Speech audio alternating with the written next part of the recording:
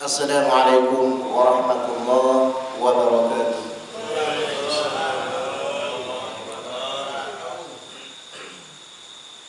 Alhamdulillah,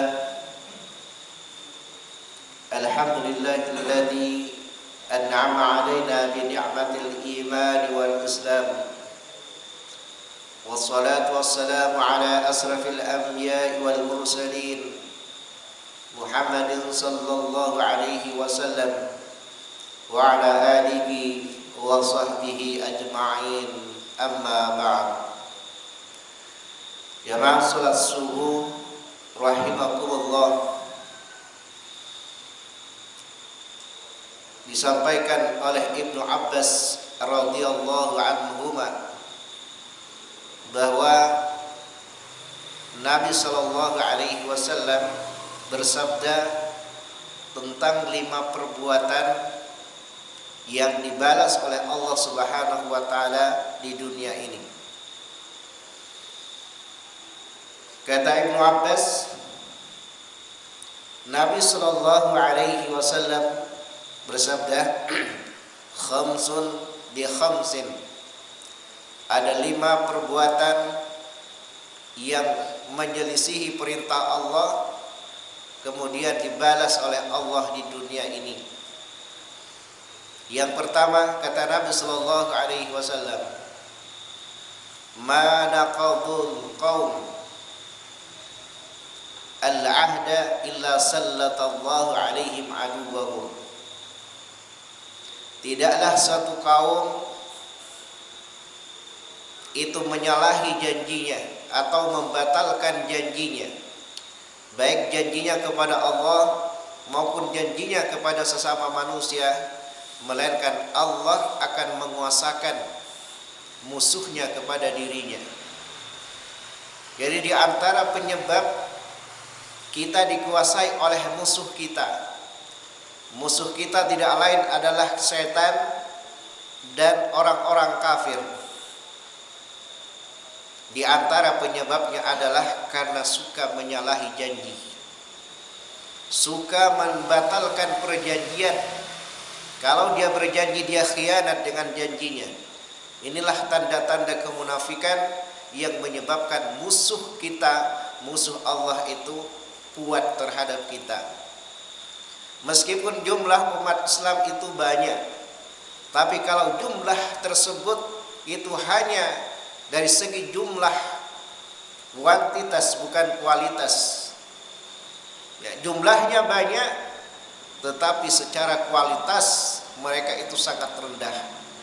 Di antara sifat mereka adalah sifat kemunafikan. Kalau dia berjanji, dia khianat dengan janjinya, dia selalu membatalkan janjinya, dia menyalahi janjinya. Kata Nabi sallallahu alaihi wasallam, sallatallahu alaihim aduwwahum. Dia akan dikuasai oleh musuh-musuh mereka. Jamaah sekalian rahimakumullah. Yang kedua,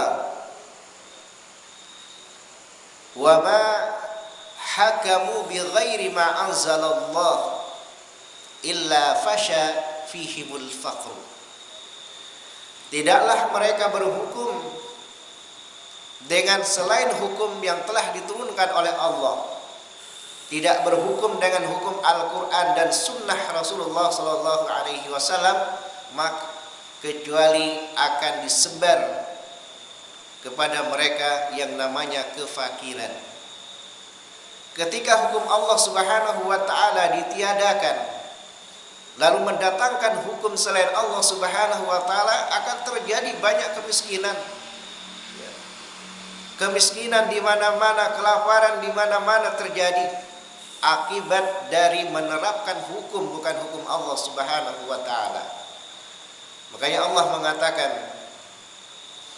barang siapa berhukum dengan hukum selain Allah, maka sesungguhnya mereka itu adalah orang-orang yang zalim. Maka sesungguhnya mereka itu adalah orang-orang yang fasik. Maka sesungguhnya mereka itu adalah orang-orang kafir. Mereka kafir ketika mereka menentang hukum-hukum Allah Subhanahu wa taala, terutama hukum-hukum yang pasti, hukum yang wajib. Ini yang kedua. Jadi kalau kita melihat, menyaksikan kefakiran, kemiskinan terjadi di mana-mana, itu karena hukum Allah tidak kita tegakkan. Itu karena hukum Allah kita selisih. Makanya kata Nabi Shallallahu Alaihi Wasallam, fasha fihimul faqr, maka akan tersebar pada mereka, banyak di antara mereka orang-orang yang miskin. Entah itu miskin harta ataupun miskin iman. Yang ketiga kata Nabi Shallallahu Alaihi Wasallam, wala zaharat fihimul fahishah illa fasha fihimul maut. Tidaklah nampak atau tersebar pada mereka al-fahishah, kekejian, perzinahan, hukum-hukum yang dimana Allah Subhanahu wa ta'ala akan memberikan azab, siksaan di dunia ini berupa hukum had seperti zina, melainkan pada mereka akan tersebar banyak kematian. Jemaah sekalian rahimakumullah. Jadi perzinahan adalah di antara penyebab banyaknya kematian karena tersebar berbagai macam penyakit. Bisa saja penyakit itu adalah berupa taun, sebagaimana Nabi Shallallahu Alaihi Wasallam mengatakan bahwa penyakit taun ini adalah penyakit yang ditimpakan kepada kaum Bani Israel dan kepada umat-umat sebelum umat Islam sebagai adab bagi mereka, tetapi rahmat bagi kaum muslimin. Mereka diadab oleh Allah Subhanahu wa ta'ala dengan suatu penyakit. Kenapa mereka diadab oleh Allah dengan suatu penyakit lalu menimbulkan banyak kematian? Karena mereka telah berbuat perbuatan-perbuatan keji, perzinahan di mana tidak ada orang yang mencegahnya. Mereka tahu kalau itu perzinahan, mereka tahu kalau itu perbuatan-perbuatan keji, tetapi tidak ada seorang pun, tidak ada sekelompok pun yang melakukan amar ma'ruf nahi mungkar. Maka tersebarlah penyakit pada mereka. Mereka diserang berbagai macam penyakit yang menimbulkan banyak kematian. Jemaah sekalian rahimakumullah. Kemudian selanjutnya kata Nabi sallallahu alaihi wasallam, wala taffaful kaila illa muni'un nabat wa hubsu bisinin.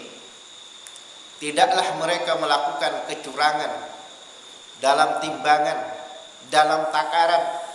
Jadi mereka berjual beli tapi curang, mengurangi timbangan, mengurangi takaran, melainkan akan dibalas oleh Allah Subhanahu wa ta'ala dengan tidak tumbuhnya tanaman.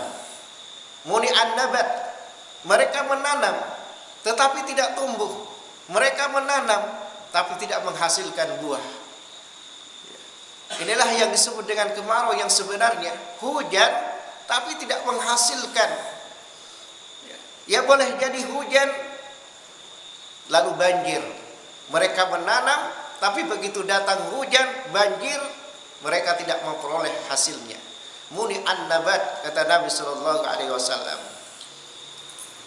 Jadi kalau banyak kelaparan disebabkan karena gagal panen, karena banyaknya banjir, karena disebabkan karena banjir, maka hendaklah kita muhasabah. Barangkali kita banyak melakukan kecurangan, tidak jujur ketika berjual beli. Jadi ketika menimbang dikurangi, ketika menakar dikurangi. Diancam oleh Allah Subhanahu wa taala, wailul lil mutaffifin alladzina idza talu 'alan nas yastawfun.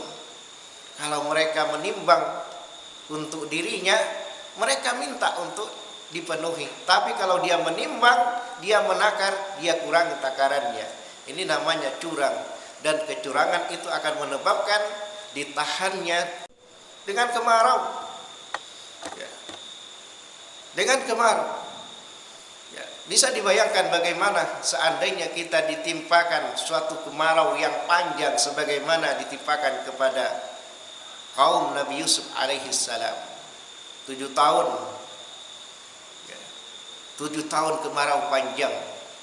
Lalu datang lagi musim, di mana pada musim pertama itu menghasilkan hasil panen yang melimpah. 7 tahun menghasilkan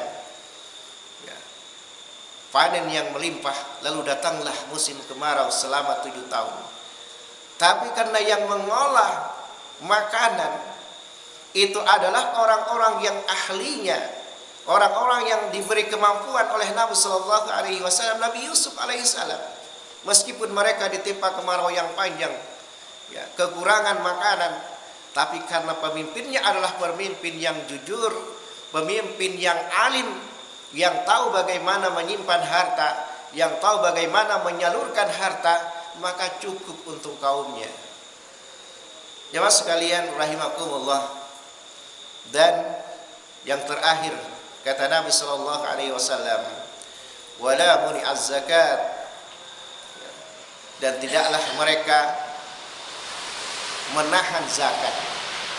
Mereka tidak mengeluarkan zakat. Entah itu zakat fitrah, yang kita perhatikan adalah zakat fitrah sekarang. Adakah orang yang memperhatikan zakat malnya, zakat perdagangannya, zakat tanamannya, buah-buahannya, zakat perhiasannya? Adakah orang yang memperhatikan zakat mal? Kata Nabi Shallallahu Alaihi Wasallam, ketika mereka menahan zakat, tidak mengeluarkan zakat, maka Allah Subhanahu Wa Taala akan menimpakan. Allah tidak akan merupakan al-qatr, yaitu hujan. Jemaah sekalian rahimakumullah. Jadi hujan tidak diturunkan oleh Allah Subhanahu Wa Taala, ditahan oleh Allah Subhanahu Wa Taala. Jemaah sekalian rahimakumullah, inilah 5 perkara yang kita harus berhati-hati dengan 5 perkara ini, karena 5 perkara ini akan mendatangkan adab tapi di dunia. Tapi di dunia. Mudah-mudahan syukur-syukur kalau kita menyadari ketika mendapatkan siksaan ini, ketika mendapatkan balasan yang jelek ini, kita bertaubat kepada Allah Subhanahu Wa Taala, maka Allah Subhanahu Wa Taala akan menerima taubat kita. Jamaah sekalian rahimakumullah, semoga Allah Subhanahu Wa Taala senantiasa memberikan kemampuan kepada kita untuk menjaga diri kita dari perkara-perkara yang menyelisihi perintah Allah Subhanahu Wa Taala dan mendatangkan kepada kita perkara-perkara yang baik, yang meningkatkan keimanan kita kepada Allah dan rasa takut kita kepada Allah Subhanahu Wa Taala, dan menimbulkan dan mendorong kita untuk beramal yang lebih baik dan amal yang mulia yang mendatangkan pahala di sisi Allah Subhanahu Wa Taala. Allahumma amin.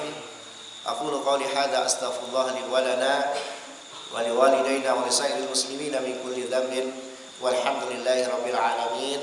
Assalamualaikum warahmatullahi wabarakatuh.